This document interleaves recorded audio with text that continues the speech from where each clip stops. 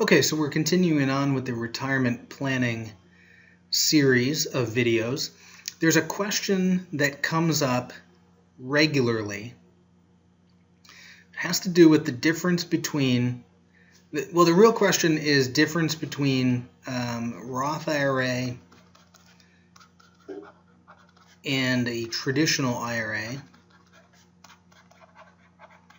And it comes down to taxation. And what it's going to be is really when the money is taxed. And what I'd like to do is extend along in the same realm as the traditional IRA is going to be something like a 401k, a 403b, a thrift savings plan if you're a government employee or in the military and you choose a thrift savings plan. Also 457 plan.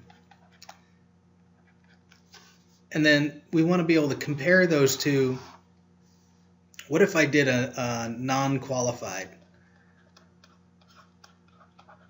And all that means is it doesn't receive any tax benefit. This might be an individual account. It might be a joint account. It might be you might have it as a trust account. These are qualified plans. These are all qualified plans, sorry. This would be a non-qualified account. So what we're going to look at today is just simply this. When is it taxed? Doesn't tell us how much. Just tells us when. And then, of course, we have to evaluate that with some of the other things, other rules around these as to whether we can use them or not. If so, how much we can save, and is that going to be what we need to reach our goal? So let me go ahead and pull up another layer here. Okay. So I want to draw, we're going to basically look at three different areas. We're going to look, move that. As the money goes into the account, as the money grows in the account, and as the money comes out of the account. Okay?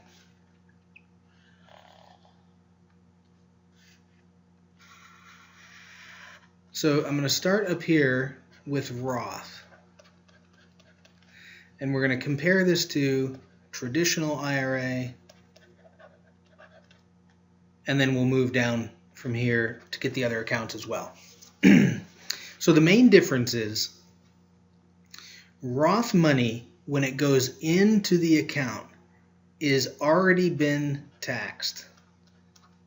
For instance, you get your paycheck, the tax has already been paid on the money, the tax has already been paid on the money that you were just paid. So you paid your tax on the money that was paid to you. So the money is taxed before it hits your bank account. Then you take it from your bank account and drop it into the Roth IRA. So that means the money that goes in has already paid its tax to the federal government, which then leads to when it starts to either grow and when we take the money out, we're going to call it tax-free. Tax-free growth, because the growth is ultimately never taxed, and tax-free. I do need to qualify this. Let me put a little asterisk. There are rules in all of these. So do not think I put money in and take money out and it's tax-free.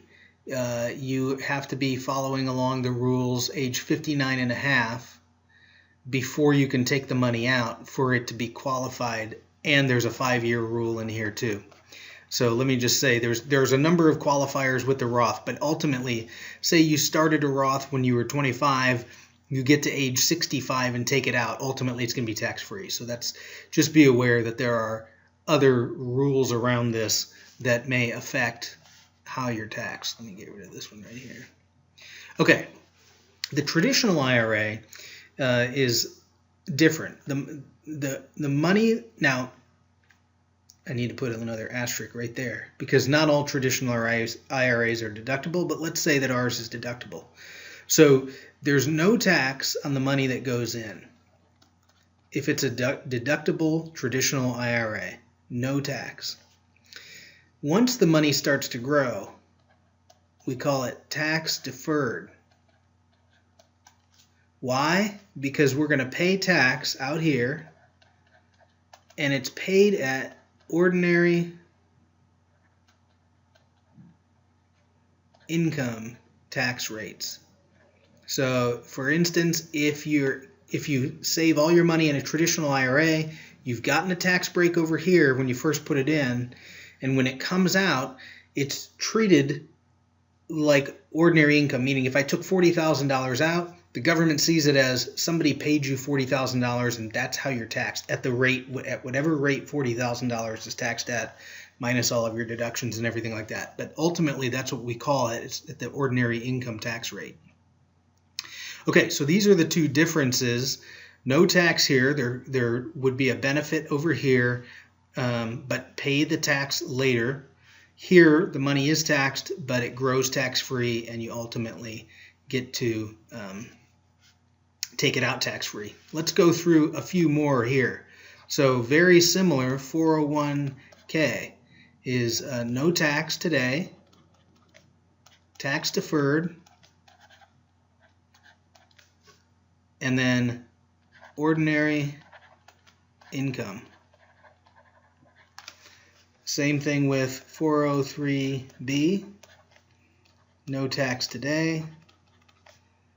As the money grows, tax deferred just means, hey, we're going to defer this tax to a later date, and we're going to pay it out as ordinary income. Okay? So all your other accounts, Thrift Savings Plan, 457 Plan, are all going to look very similar to this. The one outlier is if you were to use something that would be labeled non-qualified,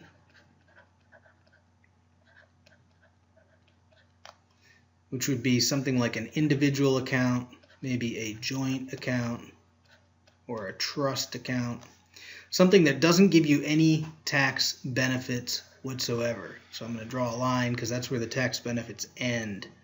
So your money is taxed as it comes through your paycheck, right?